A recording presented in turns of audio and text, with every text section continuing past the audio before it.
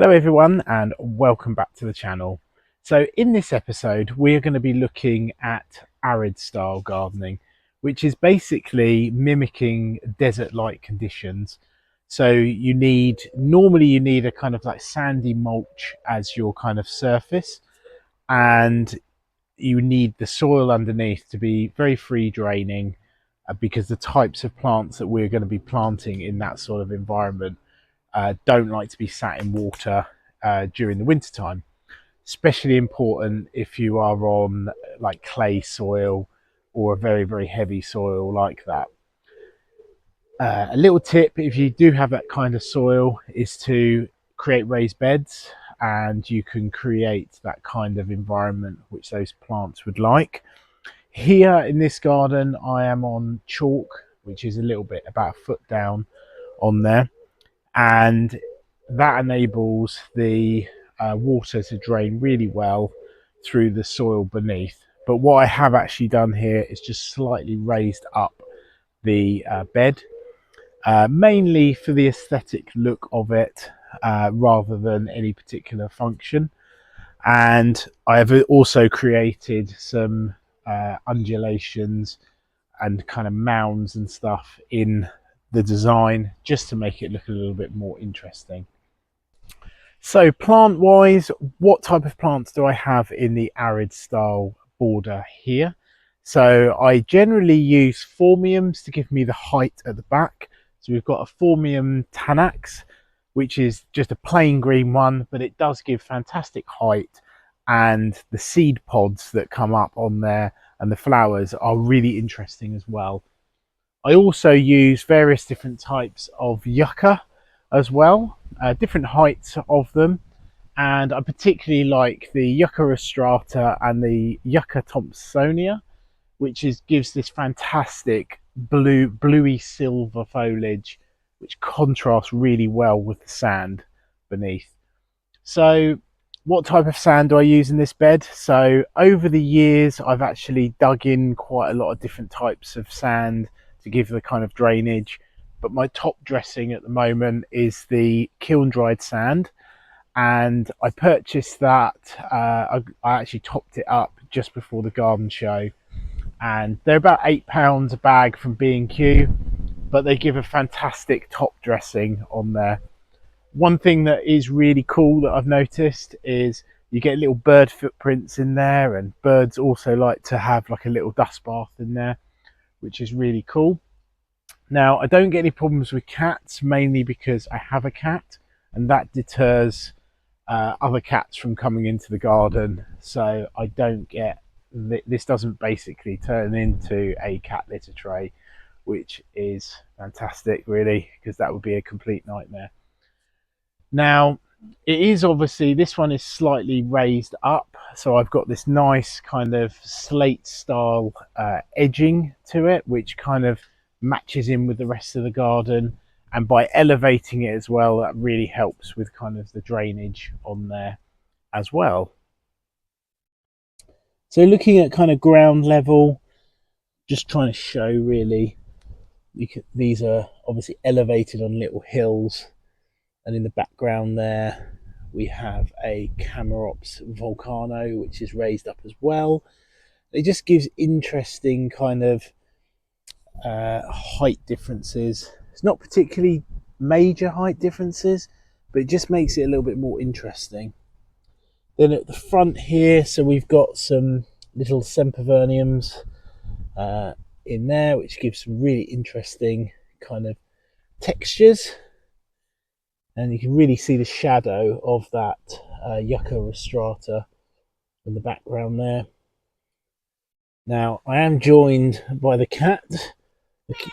This is Missy, and she's quite an old cat now. I think she's about 13, and she is protecting my arid bed from more cats in the neighborhood there. So you can see where this bed is raised up, just aesthetically looking really cool. So other types of plants that I've got in here, so there is some red hot poker. This is a mini one, and the red and orange flowers that come up on there really contrast nicely against the sand. We've got some dianthus with its, again, silvery blue foliage. Seems to work really well in this bed. At the very top of the bed here, we've got a huge yucca, which effectively is like a full stop at the end of the border here. And that's to mark really where it goes into the rest of the border, which is non-arid style. So another note in here, we have the Butyagris erispaetha palm, which is a very unusual palm, and the reason why it's up here is basically it's got the look of a coconut palm, and the idea is that will fill this bit here. It will give height, and it will match in nicely with the kind of deserty kind of beach look that we have going on here. So yeah, generally I use kind of like alpines and things like that in this area. Now I do own a couple of agaves which are in pots because they are not mega frost hardy. They will take some frost, but they don't like it too wet in the sort of wet winters. So they're in another location. I will quickly show you which ones I've got. So here we have the Agave Americana Myriapicta alba. So I bought this recently from the Big Plant Nursery, and it's definitely put on growth this year. It would look really cool in the arid section, but I'm just not convinced how hardy it will be and whether it will take our wet winters, even being pretty, in pretty well drained soil over there. There is an option that I could put it in the ground and then build like a little shelter over it. That's quite common to do in the UK, just to keep the wet off during the winter, which helps with the hardiness rating of these things. The second agave, I think it's an Americana, but I'm not sure. This one was actually given to me about a year and a half ago. It was about half the size of this. Now, I don't really know much about it other than the fact it's been in a heated greenhouse over winter, but it's gone down to kind of just above freezing in there. So it's been near to a frost. It suffered no damage whatsoever, so that's really good.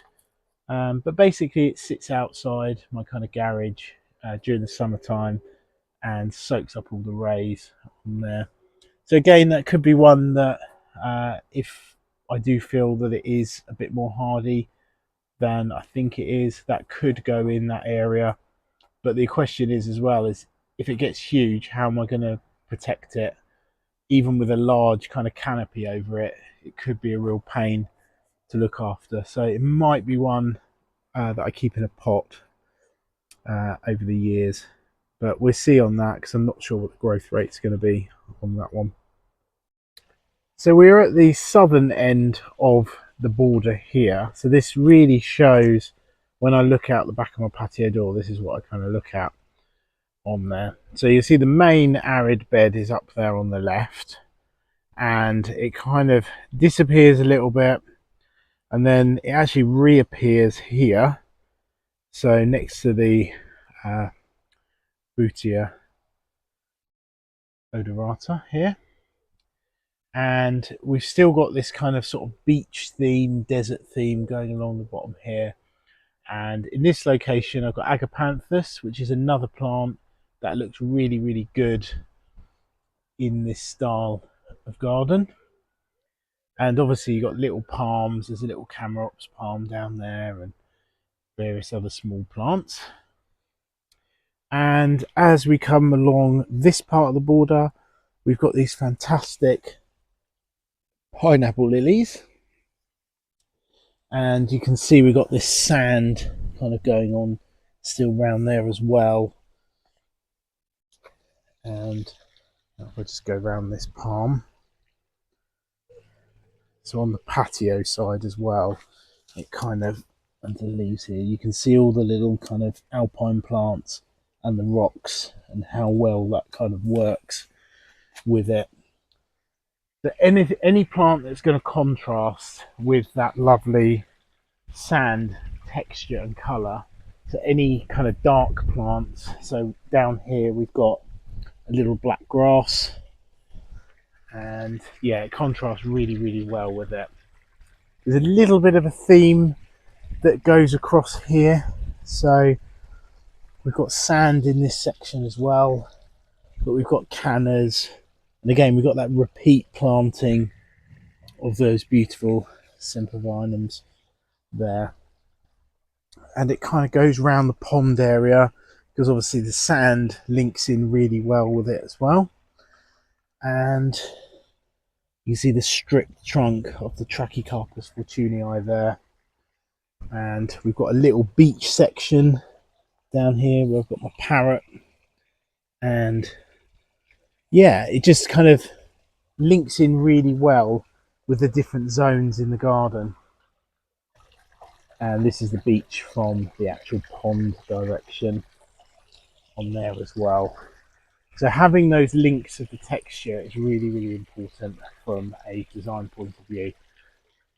Another point with this type of gardening as well is that you really want to showcase the architectural nature of these plants. So with that lovely sand texture, you want to keep that as your background for your plants, and then basically space your plants out so that they become the stars of the bed. That is why these yuccas here look so good, because they are spaced nicely so that you can actually see the whole form of them. If they're bashing into each other, then it kind of ruins the look of it. And if I just pan across to the other side of the garden, you'll see what I mean. So over here, we've got a very different style where everything is just crammed together, and you can kind of see all the different leaf textures and things like that, but you can't really see the definition of an individual plant as such. Whereas this side, it is very much defined. Now, the little sempervirniums at the front there, they are slightly spaced on there, but they will form like a mini group there, but there will be a space between those and the yuccas behind. So yeah, there's many plants that you can put in this sort of environment. You could put some non-arid type plants in there as well, as long as they kind of fit in with the theme. So it doesn't have to be strictly desert plants for this one. And you know, as I've done here, I've got kind of a beachy area which is mimicking, you know, with the sand and everything like that, but this area here looks a little bit more like a desert type environment. So I really hope you've enjoyed this video, and I hope you can take away a few tips on how to create an arid style border or an arid style garden. Ultimately, by using sand as a mulch, you can kind of make any type of planting look like an arid style, even if they're technically not. But I found that it works better with kind of architectural style plants, and generally the spiky plants I think work well, like the yuccas and like the agaves and plants like that. But ultimately, try and mix and match, try new different ideas and stuff, and hopefully you'll come up with your own sort of style. So that's the end of this video. If you haven't watched my other videos, I am doing a little mini series on all the different zones of my garden, and I talk about sort of woodland gardens and jungle style clearing type gardens and Mediterranean walkways and things like that. So please catch the other videos, and it'll hopefully give you an idea of the different kind of spaces that you can create within a tropical style garden. Thanks for watching. Please don't forget to subscribe and click the like button, and I'll see you guys on the next video.